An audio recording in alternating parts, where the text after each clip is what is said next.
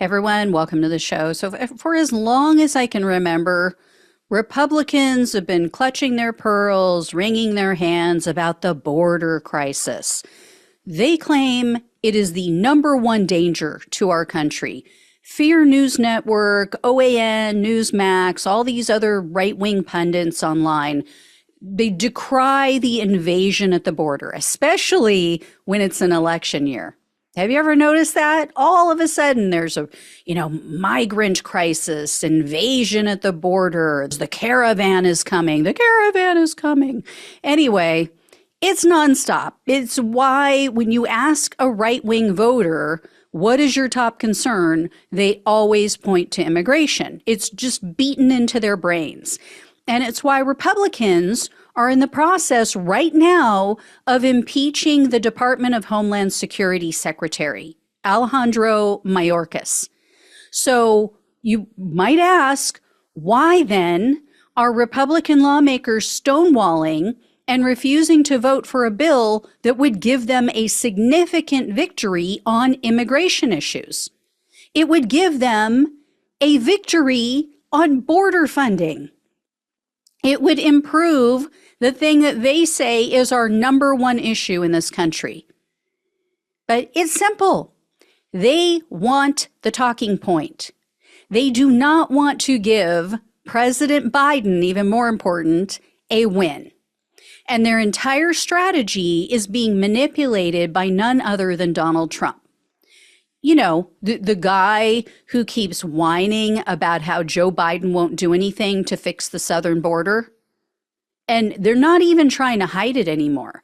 Here is the Republican Speaker of the House, Mike Johnson, on Fear News Network, admitting that Trump is puppeteering behind the scenes. The president actually just got off the phone with me right before the show, and he said he has spoken to you about this deal and that he is against it, and he urged you to be against this deal. He was President Trump was extremely adamant about that.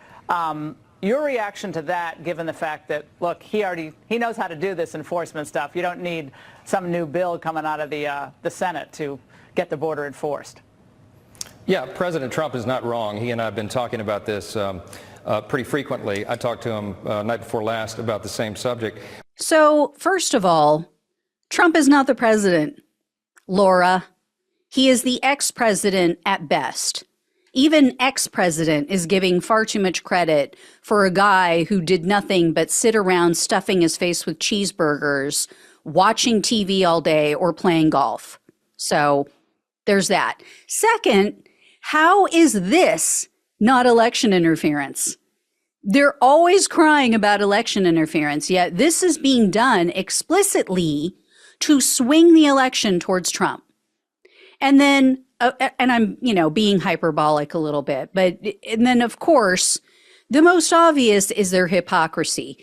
It's such a crisis, but they're allowing it to go on. They're willing to allow it to go on for at least another year, because in their mind, Trump is going to win. And they're going to let it go on for a year just to help them politically. They're always talking about crime and drugs coming over the border. So think about what that means. They claim that illegal immigrants are responsible for tons of deaths in the United States. They're always pushing that.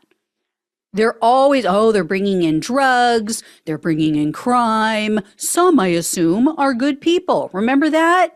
Yeah, well, Republicans are always pushing that as well. Oh, fentanyl. Oh, my God, they're killing people here. They're rapists. They're murderers. Blah, blah, blah, blah, blah. They're poisoning the blood of the nation, Trump says. But they're willing to allow people to die to win elections? Is that what they're saying? We'll let people die for another year just because, so that Biden doesn't look like he's doing anything to help the southern border, and so that Trump can win. And consider what bigot Laura Ingraham is saying here. Trump knows how to deal with the border. We don't need a new bill. That's basically what she said. They're the ones that have been pushing for new legislation to deal with the border forever. And what Trump did was the most evil, cruel, heinous thing imaginable to stop people from coming into the country.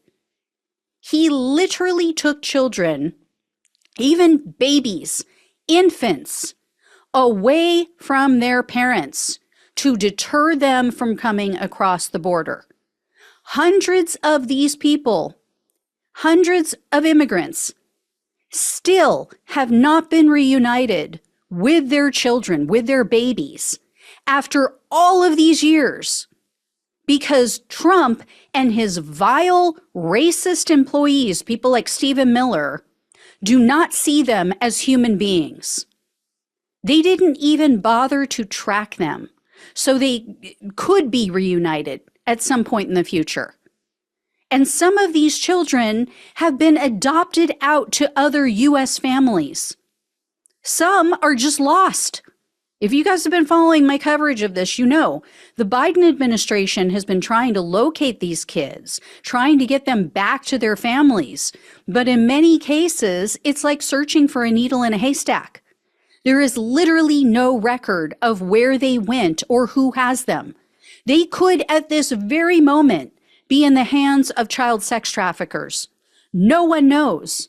And some of these children, as I said, they were babies. They don't know their names. They don't know their parents' names. They were too little. They weren't even speaking when they were taken from their parents. That is how reprehensible racist Laura Ingraham wants Trump to, quote unquote, deal with this border crisis.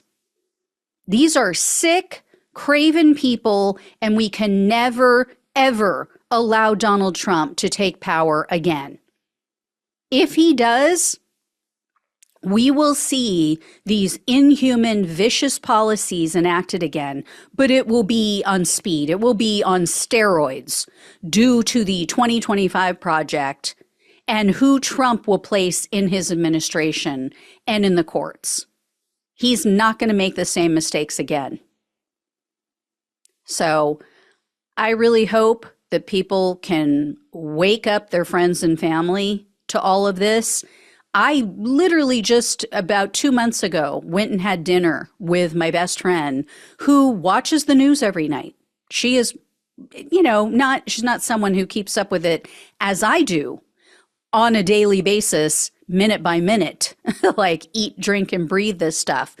But she is pretty knowledgeable. She knows what's going on in general in the world. She did not even know that hundreds of these children are still not with their families. She knew that they had been taken from their families years ago, but she had no idea that they weren't reunited yet. And they had literally lost some of them. So even well-intended, good, decent people who plan to vote for Democrats anyway don't even know everything. So imagine what the Republicans don't know. Even some decent, good people out there who are still registered Republicans don't know a lot of this. So we have to tell them, we have to share this kind of stuff because I have faith in them. And that's what you need to tell them when you speak with them. I know that you're a good person. I know you have a kind heart, that you are generous, that you are a decent human being, that you care about others. And so I'm telling you this because I know that if you were aware of this, you couldn't possibly vote for Trump. Because then what are they going to say? No, you've got me all wrong. I'm not a good person. I am going to still vote for him. Or are they going to have to think about it for a minute and go, yeah, I am a good person. I do have a good heart. This isn't a decent thing to do. And, what am I thinking? And maybe it won't win them over in that moment. Maybe they'll be defensive, but I guarantee they'll go home and they'll think about it a little bit. And you never know. Could change them. Could change their mind. All right. I'll let you know if I hear any more. Thank you all so much for watching and listening. Please like, share, and subscribe. Please donate if you possibly can. Love you all. Take care. Talk with you soon.